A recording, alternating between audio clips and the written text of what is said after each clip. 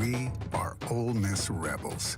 As Mississippi's flagship university, we dig deeper, see farther, work harder. We pioneered human organ transplants. We helped prove Einstein's theory of gravitational waves. We are conducting life-changing research that solves the problems of today. We are Ole Miss, transforming lives and the world. Hey, welcome to the POMcast with Stephen Willis. We're going to start in a few minutes, but I want to tell you to hit up our social sites, retweet, share, comment, like, do all of that stuff. It can only help us out and it'll make the show even better. But we're getting ready to give you a lot of good Ole Miss information, and I just thought I would tell you that because the POMcast is starting. Well, it's starting right now. Wait, no, that's a little early. It is starting right about now. All right, welcome to the POMcast on this Friday. We finally made it to Friday. I'm so excited. I'm just jazzed up. And that's not even me going to Hollywood Studios tonight, jazzed up. I'm jazzed up about this game, and we will put the finishing touches on it today. But before we get started, I do want to tell you about Travel and Cruise World. That's 1-800-330-7461, 1-800-330-7461. Basically, what I was trying to do was to give you guys a resource. They get paid by the parks. And they can get you the same rates you can get online. So you can just use them and get them as a resource to do all the attractions for mask rules or whatever's going on during this whole month. We're about 18 months into this at this point. So 1-800-330-7461. See Central Florida like a local. Travelandcruiseworld.com. Also want to tell you about Book a Tailgate. Still time to do it. You can book your spot in the Grove. They'll set you up. They'll store your current tailgating equipment, get you rentals for new needed tailgating equipment. They can give you a tent. They can even rent you a second tent if you have more people than you were expecting to come. They'll even pick up your catering. Give them a call at 662-701-1177. Again, that is 662-701-1177. bookatailgate.com. Also want to tell you real quick about La Terrain watches. Nice, affordable, inexpensive options for watches. Look on there, find something you like.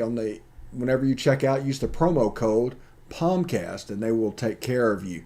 Before we get started, I'll tell you, if you want to watch the show, you can catch us at The Stephen Willis or at Old Positively, Facebook.com/POMcast. That's obviously Facebook. On YouTube at Positively Ole Miss. Subscribe, hit the bell. You'll not only know that we're streaming, you'll know what we're streaming about. And of course, Twitch at Positively Ole Miss. All one word, all lowercase. You can see below the podcast options as well, as we're pretty much just everywhere you need to be. Just search Positively Ole Miss and you'll be able to find it. Twitter Spaces. We're doing a Twitter Space tomorrow morning at 9 a.m. Central. It'll be about 15-20 minutes. We'll talk a little bit about the game. If you listened last week, you know that I was pretty on about the possibility of what happened and just kind of worked our way through it. And after 15 or so minutes, got the phone. It was a pretty good thing on Twitter Spaces. I'm also trying to figure out how to archive it so I can upload it to YouTube so you can have that content as well after the fact. It might be Tuesday or Wednesday when it pops up, but on our YouTube channel it should eventually get there and you can hear what we said. So that is pretty cool. Is there anything else? No. Today's show, we're going to put the finishing touches on the Arkansas prep, and going into that, we're going to talk about the uniforms for the game. Those have been announced, and we're going to talk about some potential injuries that could play a role in tomorrow's game. We've already talked about, if you paid attention to all our broadcasts, you can probably guess what that last part is and who it's about, but it's there. We've talked all week about the prep for the Arkansas game and what is going on. And we interviewed Kevin Bohannon, we interviewed Jake Thomas, and we talked to different people back and forth about the Ole Miss Arkansas game and what that means. With Kevin Bohannon, we did our live stream preview. There's a little bit of reminiscing about the hit and 4th and 25 and how that is really Arkansas's real SEC rival before Texas came in and it comes in. And it's kind of interesting to see because they've tried to pigeonhole Arkansas into these rivals, different places. just because they couldn't ever fit it. They tried to force it with LSU, and now they're trying to force it with Missouri. But in reality, their real rival in the SEC has always been Ole Miss. Ole Miss might not see it as a rival, but they see it as a rival, and that game actually means a good bit. But if you think about it, Ole Miss has Mississippi State, LSU, and Arkansas like as serious rivals. It's very Big Ten-esque. They need that Arkansas game probably needs a trophy to be played for, honestly, at this point, because it is Arkansas's best rival, and it is one of Ole Miss's best rivals. It's one of their top three, and keep an eye on that. I know we've played Vanderbilt a ton. I know we've played Tulane. Tulane's our oldest opponent. The other teams from that first season have folded, but Tulane is still around. We played them in 1893, but it should be fairly interesting. So looking at this game, I'm really excited about this game because of what it means. Now, both teams are going to be reeling a little bit from the physical beating that Alabama and Georgia puts on them. I expect Ole Miss to bounce back. They kind of bounced back last year. Not necessarily against Alabama, but they went from Alabama to Arkansas. That was the 6 interception game. Then they went to Auburn, and it was a game that they should have beat Auburn. If you remember correctly, Auburn just had the officials just completely mess up that game, a game that Ole Miss should have won. And you take that into account, all of a sudden Ole Miss is 8-2 in their last 10. As it sits now, they're 7-2 in their last 10, with losses at Tiger Stadium and at Bryant-Denny as the only two losses. I mean, that's a pretty interesting thing. That's the direction that I'm leaning right now with this game. I'm thinking about the fact that Ole Miss has won 8 out of 10. And Indiana was 11th in the country. They were a ranked team. So Ole Miss has beaten a ranked team at a neutral site. They just completely messed up Louisville. And the non-conference games, can affect your perspectives and warp kind of what you really are. But anybody expecting to go into Alabama, besides the players, they need to expect to win on everything they do. But if it was win or else to a regular fan, for that one, that is unrealistic. Because if Ole Miss wins that game, there's nobody on their schedule that's even competitive. You're saying basically national championship or bust at that point. And we are nowhere near that territory. Alabama lives there, and they live there every year. But we are nowhere near that territory. But right now we're 7-2 in our last 9. If we beat Arkansas, we'll go to 8-2. We have Tennessee, that's a chance at 9-2. Auburn, you see it the way it goes. LSU, then Auburn, and it has a chance to. This is turning into a nice little run we're on, and nobody's talking about it. But 7-2, that's nothing to sneeze at, with a loss at number 1 and a game that they'd like to have back against LSU. If they'd have won that game, they would have ended last season on a 5-game winning streak, started this season on a 3-game winning streak. It's pretty cool. Pretty cool. But they're just so far ahead of schedule at the moment. And I can't stand people that analyze through binary means. It aggravates me to no end. The answer is almost always in the middle. But as it sits now with the rise of opinion shows and the fact that you have to have a take or an opinion on absolutely everything, the extreme opinions are the opinions. You're either great or you suck. There's no in between. And as far as I can see, great teams, there's only 2 teams that fits that category, and there's only 2 or 3 teams that fit suck category, and everybody else is in the middle. Now, when dealing with that, it's just, we try not to do that. That's a world we don't really want to live in because it's not true. It's dishonest at its best. It's not anywhere fact. It's whenever people, that drives me crazy. And the other thing that drives me crazy is people that say they want to get into journalism to make a difference. No, you go into journalism to be anonymous. You go into journalism just to report what's going on, to just be a voice, to communicate what is actually happening. You don't get into journalism to make a difference. That's ego talking. It's trying to go in and get famous. And if you're doing that, you will bend the rules and distort what journalism is supposed to be for that and financial gain. And that way, that is the reason I rail all the time about money being too close to content. And ego is just a terrible thing as well. But ego is something that has always been a problem. There's always been famous journalists in the field. But getting it too close to money mixed with ego, it all kinds of goes together. And you've got yourself a little bit of a problem. But in this game, I'm looking at two mirror images of each other. We talked about that earlier in the week. Two mirror images, and of those images, you are basically able to see exactly what Ole Miss would look like if Ole Miss had a running quarterback like KJ Jefferson, and you can see exactly what Arkansas would look like if they had a passing quarterback. It's, it's the same offense. They're doing the same thing. The same rules are in effect. It's Kendall Briles and Jeff Lebby. It's from the same tree. So it's going to look pretty similar. But Arkansas is in a position of running the ball, and they don't want to keep Matt Corral on the field. So you will see Arkansas use this offense to try and take the air out of the ball. They're on defense. They will try to heat up. At time to time, they'll pick their spots based out of a three-man, so it looks like drop 8, but you can see some zone blitzing and things like that to try and confuse Matt. And they're going to try to take the air out of the ball because that is the secret to Ole Miss, and that has been the secret for every high-flying powered offense in football since the beginning of time. If they don't have the ball on offense, they can't score. So Arkansas is going to try and take the air out of the game.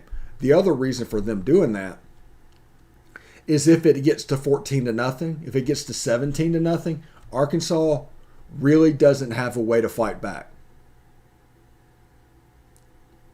They remind me of a modern-day wishbone team, to where everybody talked about when everybody was running the wishbone, we need to get in front of them. If we're in front of them, they can't catch up. And that's kind of the situation here. Because KJ Jefferson is not a very good short and intermediate passer. He's got a decent deep ball. And with Treylon Burks, there's a little bit of damage that can be done with that. So we have to be on guard for that. That's just enough to keep the safeties back and everybody from pressing down, unless your name is Georgia or Alabama. But it'll be interesting to see if you get into the game. Midway through the third quarter last week, KJ Jefferson was seeing shadows. Now, against Georgia, most quarterbacks are going to be like that. But if Sam Williams, who leads the SEC in sacks, can make him a little bit uncomfortable, if they can get after him, if they can force some long yardage stuff, they're in good shape. They're in real good shape. If they're in a position to where Arkansas is getting 4 yards on first down, 4 yards on second down, 4 yards on third down, that's a recipe for a long time consuming drive. And that is going to slow it down considerably. Because of this, I don't know what the under is in this game. Take the under. Let me look that up real quick. Let me look that up because I would say take the under. So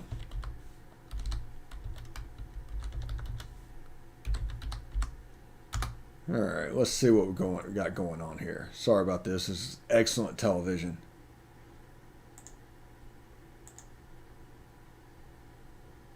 All right. I hate that they go to FBS first. They just need to do the top 25. The over-under for this game is 66.5. So that is 35-31 will not cover. So I'm tempted to take the under in this game. Yeah, because what's going on? Because Arkansas is going to take it out. They're going to try and heat up Matt. I think Matt's going to have a good day. I think Ole Miss is probably going to win by 10 points, but it'll be a 31-21 type game. That is my opinion of what's going to happen. Everybody has the narrative that Ole Miss has a rough defense. Ole Miss does not have a rough defense. Ole Miss actually has a decent defense, but it's still playing along, and it's going to get better as this season happens and they see more stuff. Alabama was able to play bully ball. Georgia was able to play bully ball. Here's the news break. Those are the two teams that can do that to these two teams. That's it. You don't have to worry about necessarily Arkansas playing bully ball, even though they're going to attack the weak spots of that defense because they know it, because they play it. So you can see them trying to run off tackle and zone plays that bounce out around the tackle.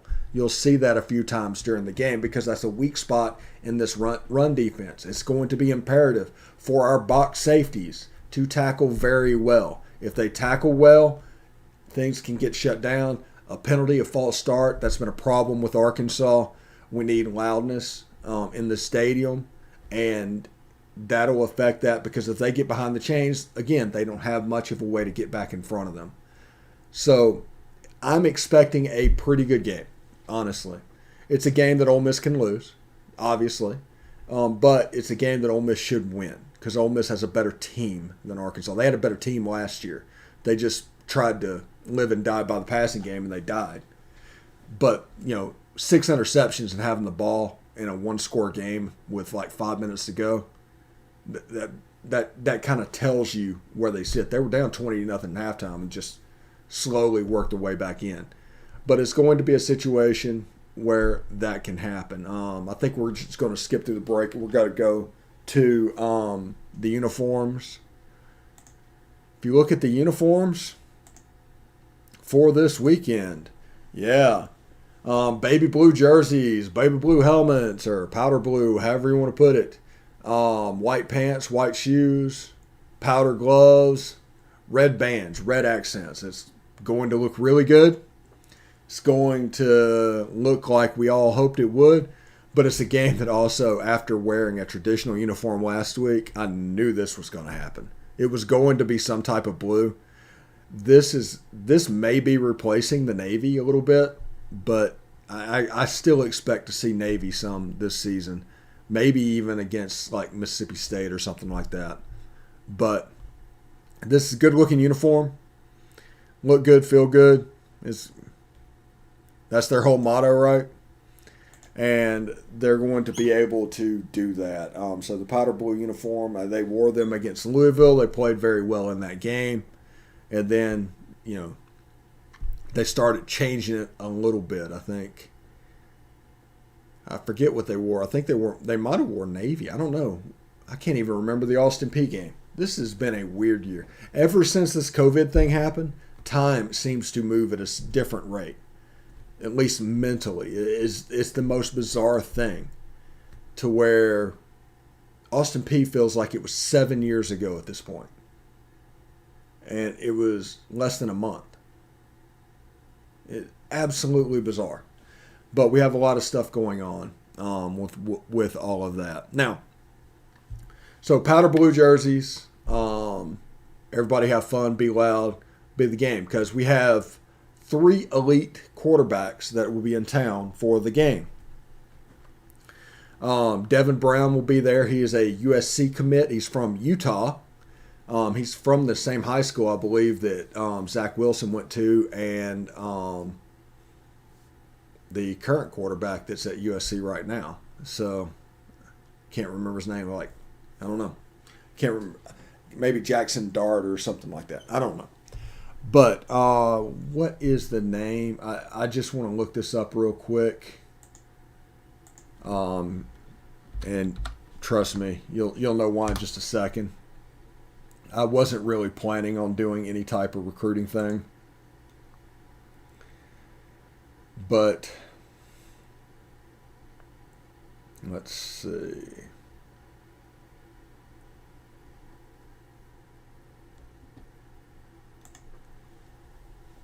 All right.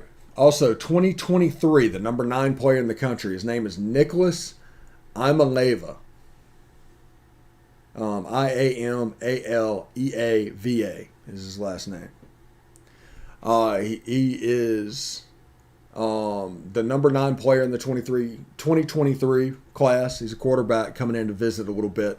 And he's also in, Arch Manning's class. So it's nice to know that they're not putting all of their eggs on the Arch basket.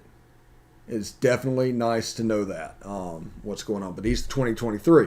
2024 quarterback from modern day, Elijah Brown, will also be in town. So this is quarterbacks from class of 2022, 2023, 2024. And this is going to set up the recruiting early in the process for each and every one of them. They're probably going to roll out the red carpet a little bit. I think they're really impressed with Elijah Brown, and I think they really are impressed with Devin Brown. It seems a guy that the opportunity to get him kind of won out, but he's still committed to USC.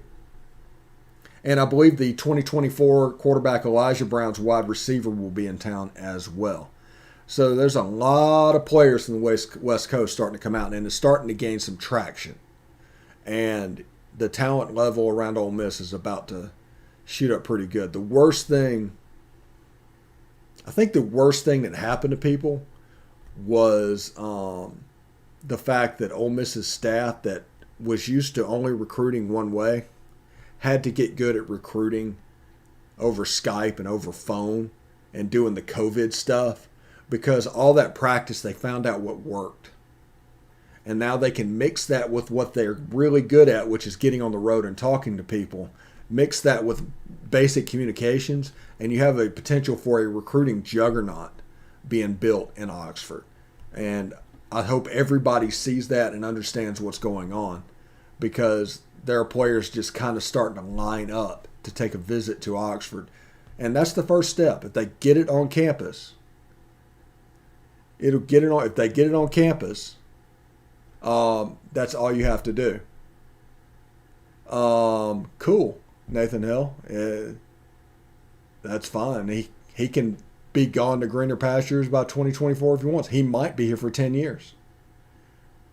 And I don't think he's going to jump to a blue blood. Ole Miss is paying over $5 million a year. Where's he going to go? So, I understand that people want bad things to happen and are wishing Lane to leave, but the reality is there's no proof. Yeah, he's not going to LSU. Not after what they're about to do to Ed Orgeron. That's his boy. So let's talk about the injury front of what's going on. You have potentially Jerry and Ely that might be in concussion protocol. That'll affect the game in a little bit. And also Caleb Warren, who looks to have a little bit of an ankle thing. Apparently he was on crutches in midweek. And because of that, you're going to look at some retooling on the offensive line. Those are two players that could have an effect on what we're going to do. But if you're going to play against a drop 8 team, you might want to put somebody like Snoop Connor in the backfield. That's just kind of a battering ram and just let it work. Kind of the Zaire White of the Ole Miss backfield. Him and Henry Parrish is going to do work. I'm not overly concerned about the backfield because of how deep they are. I am a little bit concerned about the offensive line, but not because of what you think. Just because if it's Jordan Rhodes that replaces Caleb Warren, how's he going to react to the tempo that needs to be run to make this offense go? They may not drop 8, Nathan Hill. I think they're going to try and heat up Matt a little bit. They're going to throw some wrinkles in their drop 8, just because basically Matt sees it every day. Of course, this defense is the defense that Matt sees. And I think they will probably be fairly adept. It might slow Ole Miss down, but I think you'll see Ole Miss kind of drive it down the field. Last year they just didn't even play the R in the RPO. And Ole Miss tried to force passes early in the game.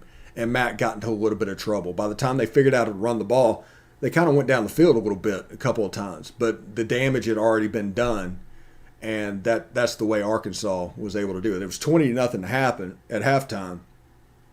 But Being in a one-score game with 5 minutes to go in the game, it kind of tells you that I don't see a lot to be afraid of when it comes to Arkansas. They're a good team, don't get me wrong, but they're a thin team.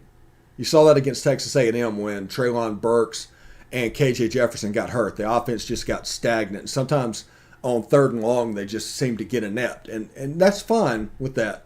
But that's the reason I compare them to a wishbone team from back in the day. And yeah, definitely, Guy. He said the transfer center got introduced to the SEC hard last weekend. Yeah, opening in the SEC play against Alabama is always going to be an interesting situation. I mean, with the tempo and everything they're having to go, the place was loud. It was a truly big game atmosphere. And it's an atmosphere that Ole Miss and Ole Miss fans, that we should poke the bear when it comes to Alabama all the time. That game needs to be their absolute best. And we lost by 21 on the road. That's fine. Maybe next year we lose by 10. Maybe the year after that we lose by 3. But the fact is, if you get their absolute best and you take them down, who else can beat you? They're the gold standard. You don't want them to overlook you. You don't want it to be like it was in 2020, where they were coming off of scoring 60 points 3 years in a row. That's not what you want.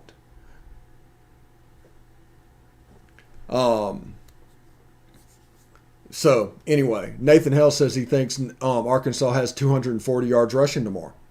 That's absolutely fine. But as long as – how does that 240 yards happen?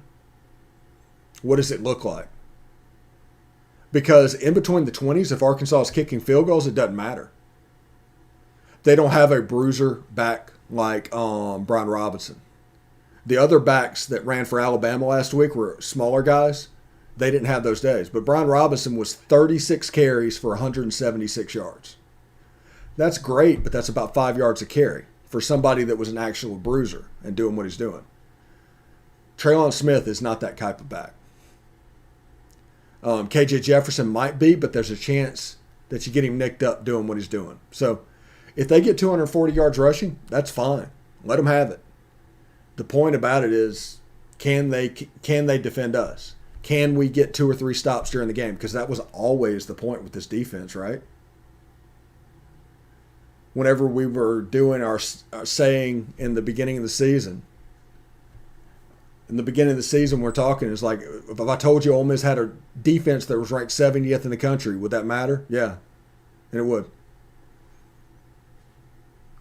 So, yeah, I do expect but he doesn't start, and he's not going to start, Nathan. That's the point. Treylon Smith is going to start and get the majority of the carries. They're not going to – it's like Snoop Connor in the Ole Miss offense.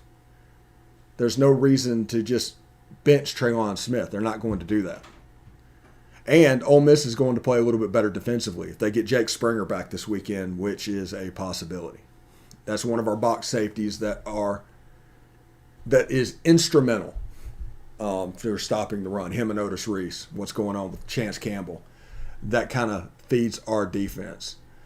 But like I said, I'm not overly worried about any of the players. Maybe besides Treylon Burks at wide receiver.